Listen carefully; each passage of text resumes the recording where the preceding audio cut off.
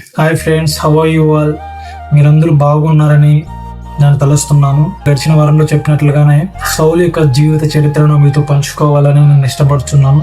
మొదటి సమూయేలు గ్రంథము 9వ అధ్యాయాన్ని మొత్తాన్ని మనం ఆ యొక్క సన్నివేశం మొత్తం ఏం జరిగింది అనే విషయాలన్నింటినీ మీతో క్లుప్తంగా పంచుకోవాలి అని ఆశపడుతున్నాను. సౌలు గారి యొక్క జీవిత చరిత్రలో రాజుగా పట్టాభిషేకం పొందుతున్న సమయం నుంచి తన ముగింపు ఏ విధంగా ఉందో, అతని జీవిత చరిత్ర ద్వారా మనం ఏమి నేర్చుకోనవచ్చో ఆ విషయాలన్నింటినీ మీతో మాట్లాడాలి అనుకుంటున్నాను. తండ్రి గారి పేరు కీషు. తను బెన్యామీన్ గోత్రం చెందినవాడు, బహు సమృద్ధి గలవాడు. ఆయన చాలా వెల్తీ పర్సన్ అనమాట. వారికి ఏ కుదువ లేదు. అటువంటి కీషు గారు కుమారుడే ఈ సౌలు గారు. యొక్క పిలుపు ఏ విధంగా ఉన్నది అన్నట్లు మనం గమనించినట్లయితే, మొదట గాడిదలు తప్పిపోవడం జరుగుతుంది. గాడిదల్ని వెతకడం అనే పని నుంచి ఈ యొక్క సౌలు గారి పిలుపు, అక్కడ రాజుగా అవ్వాలి అని చెప్పేసి దేవుని పిలుపు ఏమైతే ఉన్నదో ఈ యొక్క సన్నివేశం ద్వారా ప్రారంభించబడుతుంది. అందులో వీరికున్న గాడిదలు ఒక సమయంలో తప్పిపోవడం జరుగుతుంది.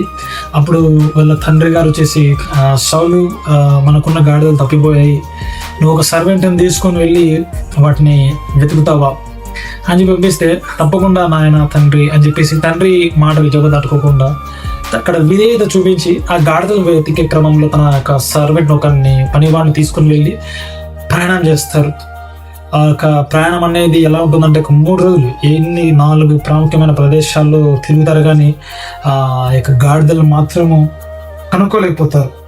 మన ప్రదేశాలను చూసినట్లయితే ఎఫ్రాయిము కొండలు, షాలిషా దేశము మరి వెతికారు. తర్వాత షైలీము ప్రాంతానికి వెళ్ళారు.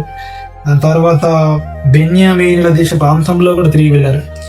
అయినా కూడా వారికి ఆ యొక్క గాడిదలు అనేవి దొరకలేదు.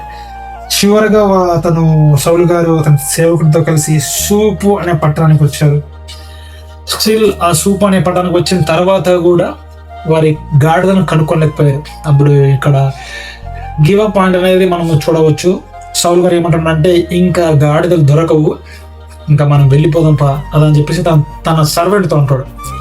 తన సర్వెంట్తో అలా అని తిరిగి ప్రయాణం వెళ్దామని చెప్తే, అక్కడ మనం ఒక విషయాన్ని గమనిస్తే సౌలు గారు ఇంకొక మాట ఉంటారు.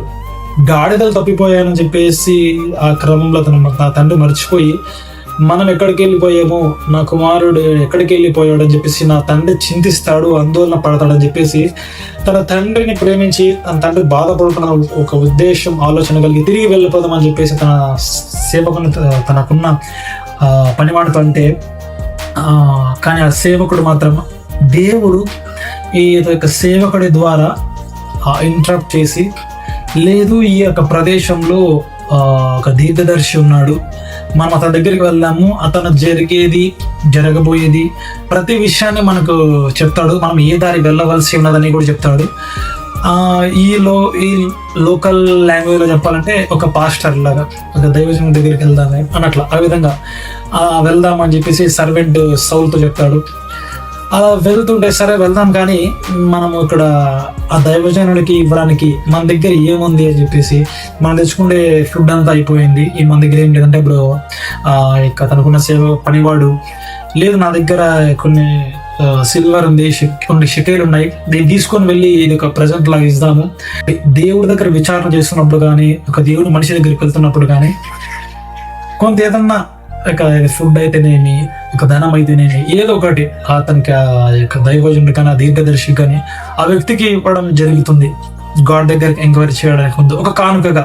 అదేవిధంగా వీళ్ళు కూడా మనం ఒట్టి చేతులతో వెళ్ళడం మంచిది కాదు, అతనికి ఏదో ఒకటి తీసుకెళ్దామని చెప్పేసి తీసుకెళ్తారు. అట్లా మార్గ మధ్యంలో వెళ్తే ఆ నీళ్లు తీసుకోవడానికి అని చెప్పేసి కొంతమంది యువతులు వస్తే, కేవలం పనికి మాలిన విషయాలు ఏమి మాట్లాడుకోకుండా కావలసిన విషయం, వాళ్ళు వచ్చిన పని ఏదైతే ఉందో ఆ యొక్క దీర్ఘదర్శిని కలవాలి అనే విషయం మాత్రమే ఆ యొక్క యువతులను అడిగి, వాళ్ళు కూడా ఏమీ మాట్లాడుకోకుండా, ఆయన ఇప్పుడే వచ్చాడు, ఆ యొక్క ఉన్నత స్థలంపై మీరు అతను కనుక్కుంటారు, ఆయన యొక్క దాన్ని బలిచ్చిన దాన్ని ఆశీర్వదింపక మునిపే ఆ యొక్క సాక్రిఫైస్ జరగకుండా మీరు వెళ్ళి అతన్ని కనుక్కోనండి, ఇప్పుడు వెళ్తే మీరు అతన్ని త్వరగా వెళ్తే మీరు అతన్ని కనుక్కుంటారని చెప్పేసి ఆ యువతులు కూడా చెప్తారు.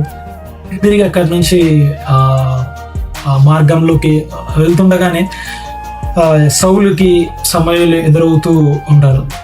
ఈ రోజు జరిగే ముందు రోజు, ఒక రోజు ముందు దేవుడు సమూయేలు గారికి ప్రత్యక్షమై నేడు దేవుని ఒక వాక్కు సమూయేలుకి వచ్చి ఏమంటున్నాడంటే, ఇదే రోజు రేపు నేను ఒక మనుష్యుని నీ దగ్గరికి పంపిస్తాను, ఒక బెన్యామీనైన అతన్ని పంపిస్తాను నేను నీ దగ్గరికి. అతడు ఇజ్రాయెల్ అందరికీ రాజు అవుతాడు, అతడు ఆ ప్రజలందరి నుంచి రక్షిస్తాడు, అతనితో మాట్లాడు అని చెప్పేసి దేవుడి వాక్కు అతనికి సమూయేలుకి అంత ముందు ఈ యొక్క రోజు ముందు ప్రత్యక్షం అవుతుంది. ఏదైతే వీళ్ళు సౌలు గారు సమూయేలు కలుసుకుంటారో ఆ రోజుకు ముందు సరిగ్గా సమూయేలు గారు ఎదురు వస్తున్నారు. సౌలు గారు ఈ విధంగా వెళ్తున్నారు ముందుకి. వెళ్ళి డైరెక్ట్ అడిగి, ఇక్కడ దీర్ఘదర్శి లేకపోతే దైవజనుడు ఇక్కడ ఎక్కడ ఉన్నాడా అంటే సమూయేలు గారు అది నేనే అంటాడు.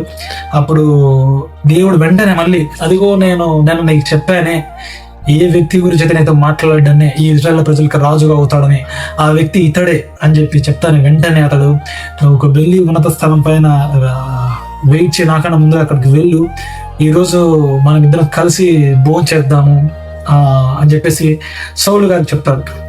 అలా చెప్పిన తర్వాత ఇక్కడ మనం ఇంకొక విషయం చూసినట్లయితే, వీళ్ళు వచ్చిన 3 రోజులు వాళ్ళ దగ్గర ఫుడ్ అంతా అయిపోయింది, వాళ్ళ దగ్గర ఏమీ లేదు. కానీ దేవుడు ప్రణాళిక ఎలా ఉందంటే, అతను రాజుగా చేస్తాడు.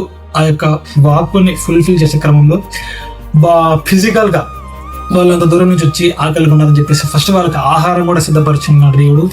దేవుడి దగ్గర యాజకత్వం చేసే వాళ్ళు కానీ, దేవుని మనుషులు ఎవరైతే ఉంటారో, దేవుని వాక్య ప్రజల నుంచి మళ్ళీ దేవునికి విన్నవించుకునే వారికి వాళ్ళకి కొన్ని పోషన్స్ అనేవి ఆహారంలో కూడా సిద్ధపరిచి ఉంటారు.